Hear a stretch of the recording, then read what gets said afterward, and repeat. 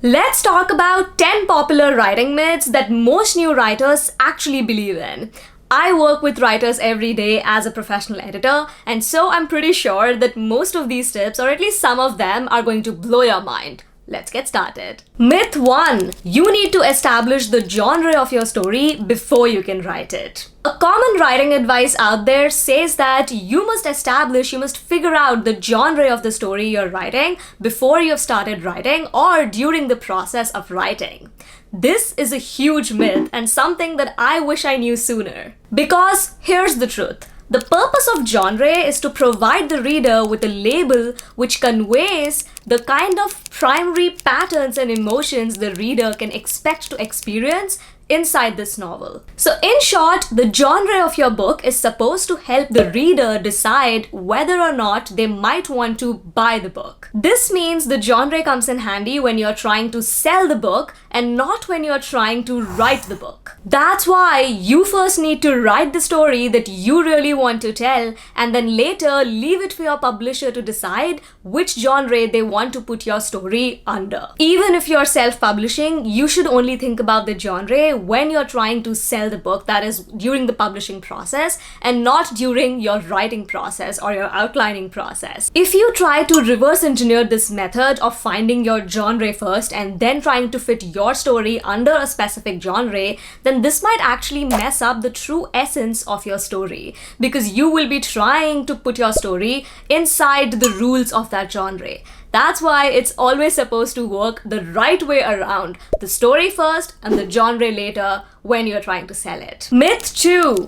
Plot-driven stories are better than character-driven stories. If you believe that your plot needs to be the driving force of your story, then you couldn't be more wrong. Because the plot is actually the road on which your reader is going to travel through the course of the book. Whereas your characters are the vehicles inside of which your reader is going to sit down and experience the journey. Imagine going on a trip to a location which is adventurous and exciting, but with some very boring people. And then imagine going to a pretty regular location with some amazing and exciting people. Which do you think is going to be more fun for you and for your reader? Definitely the second situation, because people are more important, which means characters are definitely more important. In other words, your plot is about what happens and how it happens. However, your story needs to be about how what happened transformed the lives of the characters and affected them and changed them through the course of the story, which in turn is going to affect the reader personally and closely on a deeper level, and they are going to feel connected to your story. So in my opinion, plot-driven stories are not even stories. They are just some random assortment of events which seem exciting on the surface but are actually quite shallow. At this point of the video, if you are getting any value out of it, please like the video and consider subscribing to my channel, because on this channel we talk all about writing compelling novels and creating rich, vivid experiences for your readers. Moving on, myth 3 is you need to write every single day in order to be called a writer. This is a very common writing advice out there, and even I have suggested it in one of my past videos. But let me explain why I think it's actually a myth. No matter what, writing is an artistic activity, and if you try to put it inside the zone of a regular 9 to 5, you'll most likely take out all enjoyment from the process. Therefore, I think you don't need to be writing every single day of your life, especially when writing is your hobby and not your profession, if you're not a full-time writer. Even full-time writers don't write every single day. In my opinion, you can call yourself a writer as long as you know that you're going to come back to writing stories at some point in your life. I know it sounds very vague, and this time period can vary from writer to writer, but I think the label of a writer, the artistic label of a writer, can be applied to you as long as you know that you've not given up or you've not quit writing stories entirely. So unless you've decided never to write stories again, I don't think you need to stop calling yourself a writer. Now coming to why I had suggested writing every day in one of my past videos. My advice was specifically for new writers who are not comfortable in their writing process. That's why I suggested that if you try writing every single day, you will soon get enough practice and you will also boost your confidence in your own writing capabilities and skills. So that's why I suggest new writers to try and write every single day for a month or two, or maybe 3 to 4 months, but it's not supposed to be a lifetime practice. Myth 4. You need to be good in English in order to be a good writer. This is absolute rubbish that most newbie writers believe, especially writers whose first language is not English. Now, it's true that most writers are good in language because they have practiced writing a lot and they have eventually gained that skill.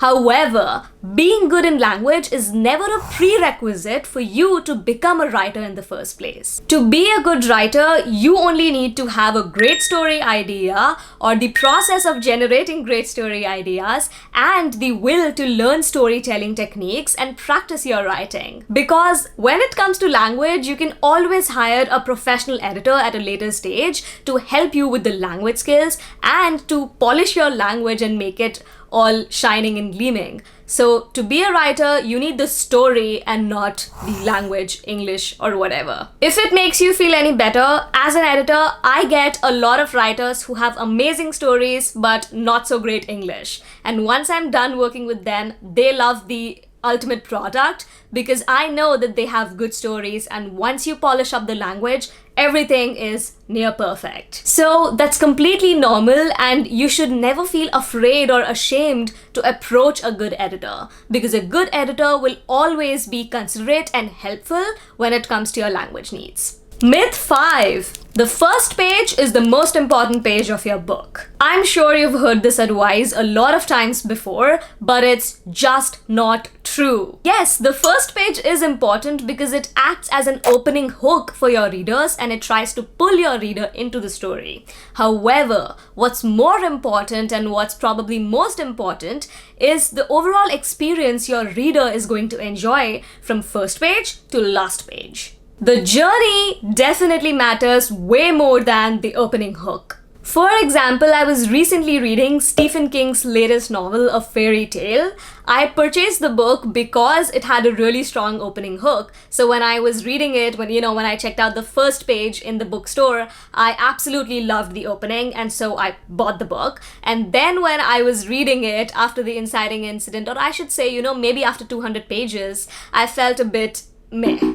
And I'm nobody to pass judgment on Stephen King. He's a phenomenal writer, absolutely, for sure, he's phenomenal. But with this book, somehow the experience that I had expected wasn't the way it was. Or maybe I'm not the target audience for it. Whatever be the case, let this be a reminder for you that a strong opening hook is never more important than the experience inside the book. Myth 6. You must have a degree in literature or writing in order to be a writer. This is actually a question that I often get because I am pursuing a degree in creative writing, and so new writers, people generally tend to ask me, do you need to be in a degree program, or do you need to do English literature or anything like that in order to become a writer? And so I wondered that I should clarify once and for all that you absolutely do not need a degree to become a writer. There are so many awesome writers out there from different backgrounds and cultures and different educational backgrounds who have written masterpieces and bestsellers which people love and cherish all across the globe, and those people do not have writing degrees. You might wonder that if it's not necessary, then why am I doing a degree, and why are so many people enrolling in these MFA degree programs, writing programs and literature programs if they want to be a writer? The answer to that question is kind of complicated because it depends on your aim with your writing, what you want to do, the way that you want to monetize your writing skills, and also on the amount of resources you have and the amount of time that you want to allocate to your writing. If you want me to make a dedicated video about why I decided to pursue a degree in creative writing and also about my experience in the degree program, then comment the phrase, "I want that MFA video." If I get enough comments, I'm going to make that video very soon. Myth 7. You need to sell 1 million copies of your book in order to be considered a good writer. This is a myth that almost every writer believes at some point in their writing journey, myself included, and it took me quite a lot of time to understand the real concept behind this selling of books and then the quality of writing, and now I'm presenting it to you in this video. See, the process of writing a story is a form of art, whereas the process of selling that story is a form of business. So when you become a writer, you will first face the writer mode where you'll be writing the story, and then eventually you will face the author mode where you will be responsible for selling your story. And oftentimes people tend to merge these two modes to try and judge the capability of one mode based on the consequences of the other mode. In simpler words, your ability to write the book in the best way possible does not depend on your ability to sell the book in the best way possible. That's why you must always remember never to judge your self-worth as a writer based on the number of books you have sold. Myth 8. You need to outline the entire story before you start writing. This is a widely accepted myth because even I believed in it. My first novel, I did not outline anything, but then when I looked back, I thought maybe I should have outlined few things. So I looked up on YouTube and I looked up all the outlining videos and I tried to outline everything for my second novel. And while I was doing that, which is the novel that I'm writing right now, my second novel, while I was working on it, I eventually realized that I am the type of writer who likes to change things as I go. So if I attempt to outline the entire story in one go, then I will just be wasting my time in the long term. That's when I busted my own myth. Now, of course, there are writers out there who love outlining process so much that they outline every single plot point before they start writing. And if that works for you, awesome, go ahead. But especially for most newbie writers, outlining the entire story can feel super overwhelming. And if that sounds like you, I would like to encourage you that you don't have to outline everything in one go. Try to outline just 2 chapters or maybe 3 to 4 chapters in one go and write those chapters and then try to see what you want to change and how you want to outline maybe the next 2 or 3 chapters, and then so on and so forth. I like to call it outlining in installments, and I've talked about it in this video here. Also, please tell me in the comments if you love outlining or you hate outlining, or if you're someone like me who's in the middle boat trying to do both at once. Myth 9. You need to have 100% unique plot. Every time a writer tells me that their story is completely original, I can't help laughing in their face. I'm a little mean. I can get a little mean sometimes. But what I'm trying to say is that nothing in our story world is completely 100% unique or original. That's just not true. Because the truth is, everything new has been taken from something that has been written ages before. And when I say taken, I don't mean stolen. I mean inspired in some way or the other. It's just that all good stories have certain human emotions and deal with certain human situations. Even the fantasy stories, even if the story is about some kind of alien, they will still have human emotions because the target audience are humans. People who are writing it are humans and people who are reading it will be humans.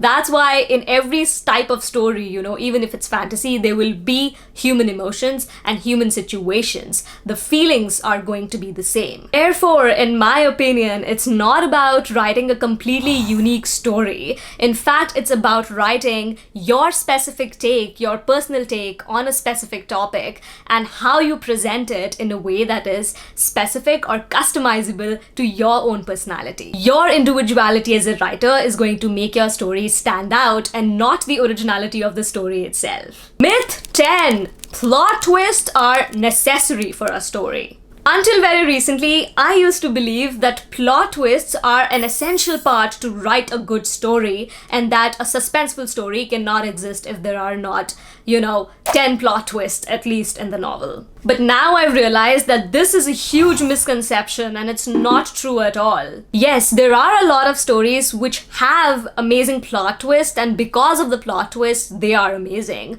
However, it is entirely possible to write a riveting, suspenseful novel without having a single plot twist. Yep, I can give you a few examples. Maybe I'll leave some in the comment section down below. If you'd like to learn these techniques of evoking suspense in your novel without using huge plot twists, then I would highly recommend watching this video next, where I'm teaching you exactly that. Alright, this is me, Srishti Rathour, signing off for this video. Thank you so much for watching, and let me know in the comments which one was your favorite myth and which is the one that you actually really believed in and that I busted for you today.